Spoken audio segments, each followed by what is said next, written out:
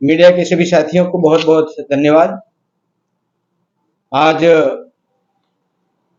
Press वार्ता में आपसे रूबरू हुए हैं और बड़े दुख के साथ मुझे कहना पड़ रहा है कि 18 जुलाई 2024 को मानगढ़ धाम पर राजकुमार रोथ, वर्तमान सांसद एवं उनके सभी कार्यकर्ता, इनके द्वारा इनके आह्वान पर मानगढ़ धाम पर बहुत बड़ा सम्मेलन रखा गया। मानगढ़ धाम एक वीरों की त्याग तपस्या लिए हुए गोविंद गुरु के पावन उस पवित्र जमीन पर जब ये मानगढ़ धाम को जानते ही नहीं थे और उसका प्रादुर्भाव हमारे द्वारा ही हुआ कि मानगढ़ धाम क्या है, और आज जब ये इतना बड़ा विकास हुआ है, 15-20 करोड़ रुपया डाल करके राजस्थान और गुजरात ने विकास किया, उस स्थान पर राजनीति का यह जो तांडव, और वो भी हिंदू संस्कृति को, सनातन धर्म को ठेस पहुंचे ऐसी बात करने के लिए यहाँ एकत्रित हुए। मैं ये भी कहना चाहता हूं कि जिस तरह से मेनका डामोर और राजकुमार रोथ ने इनकी उपस्थिति में जिस तरह से हिंदू संस्कृति को, जैसे कि मंगलसूत्र और मांग भरने का सिंदूर, ये नहीं लगाना चाहिए महिलाओं को, आदिवासी महिलाओं को, ये हिंदू नहीं है, इस प्रकार का बयान दिया है, यह हिंदू धर्म है नहीं, हमारी पुरानी संस्कृति और आदिवासी समाज के लिए बहुत ही बड़ा यह खेदजनक यह जो इनका बयान है, उसकी हम बड़ी भर्त्सना करते हैं।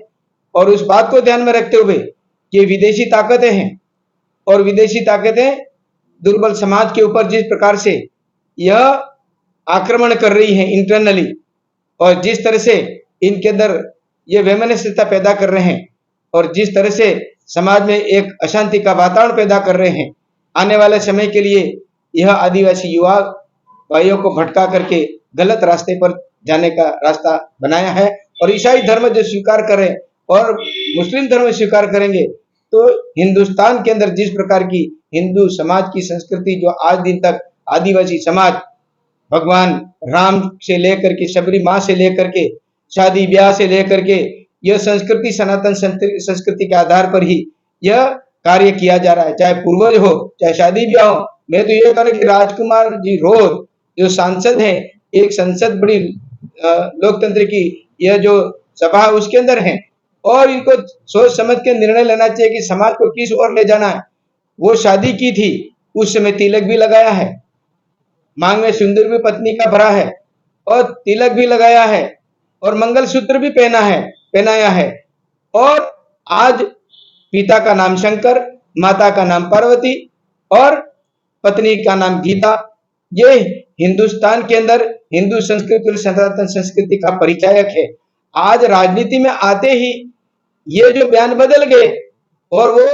धर्म परिवर्तन जैसी बातें कर रहे हैं, और आज ये स्पष्ट हो गया कि ईसाई धर्म का प्रचार है और विदेशी ताकतों के चुंगल में आ गए, और इनको जिस तरह से भारी फंडिंग किया जा रहा है ऐसी शंकाएं लोगों में फैली हुई है और इस प्रकार का अशांति का वातावरण किया जा रहा है, इसको बर्दाश्त नहीं किया जाएगा। मैं चाहता हूं कि जिस तरह से हेमंत सोरेन मेरे सांसद काल में भी उन्होंने गलत मांग रखी थी इस तरह की, और मैं अभी ये भी कहना चाहता हूं कि मैं सांसद रहते जिस प्रकार से आदिवासी समाज ही नहीं, पूरा समाज यानी सभी समान 3600 कौमों में अपनी अपनी पात्रता, योग्यता और आरक्षण के आधार पर जो लाभ ले रहे हैं, और आज भी जिस तरह से भारत सरकार ने जिस तरह से काम किया है, चाहे वो खाद्य सुरक्षा के अंदर, गरीब कल्याण योजना के अंदर को आवास हो, चाहे वो सड़क हो, चाहे वो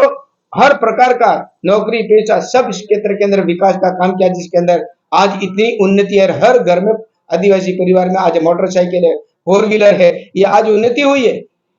ये अवनति के रास्ते के ऊपर ले जा रहे हैं। आज क्या स्थिति हो रही है, इसलिए मैं इस बात का कष्ट है और मैं कहना चाहता हूं कि इस प्रकार की स्थितियां अगर फैलती हैं और ज्यादा ही ये वातावरण खराब किया जाता है तो इसके ऊपर पाबंदी लगनी चाहिए, और जो ईसाई धर्म ग्रहण कर चुके हैं, मुस्लिम धर्म स्वीकार कर चुके हैं, इनको डीलिस्टिंग किया जाए और आदिवासी का लाभ वहां से इनको वंचित करना चाहिए। और डीलिस्टिंग करने के बाद ये नहीं कि वो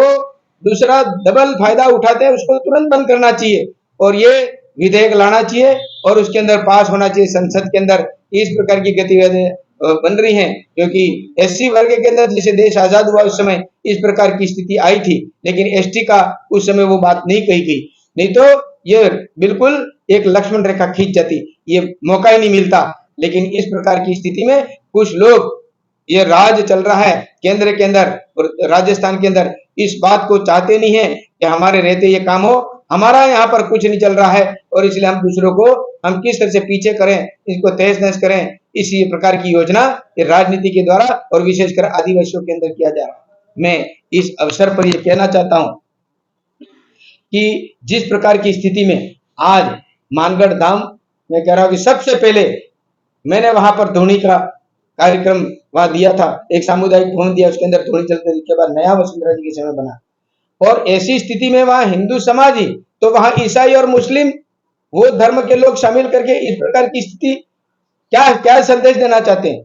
मैं कह रहा हूं कि सभी धर्म के सभी साधु संत मेट कोटवाल और सभी कहें कि वाकई में हमारे समय में इस प्रकार की स्थिति हमारे पूर्वज क्या इनके आत्मा हुतात्मा जो है इनकी क्या आवाज क्या जवाब, इनके मन क्या जवाब दे रहा होगा, कि आज हमारी संतान आने वाली पीढ़ी है वो इस प्रकार का हमारा जो किया हुआ उसके ऊपर पानी फेरने का काम करें। सोचना चाहिए, राजनीति तो हो जाएगी, लेकिन राजकुमार जी इस प्रकार की स्थिति करके अभी तो लोग हो जाएंगे, लेकिन जिस दिन ये युवाओं को मौका इस प्रकार से नौकरी से और अन्य कामों में कहीं और जगह जाकर के इनकी बुरी स्थिति देखेंगे, तब पता लगा कि मेरे द्वारा ये किया गया है, ये उचित नहीं किया गया, ये कुछ क्षणिक मामला है, ये बर्दाश्त के बाहर है, और घोर विरोध करते हैं, भर्त्सना भी करते हैं।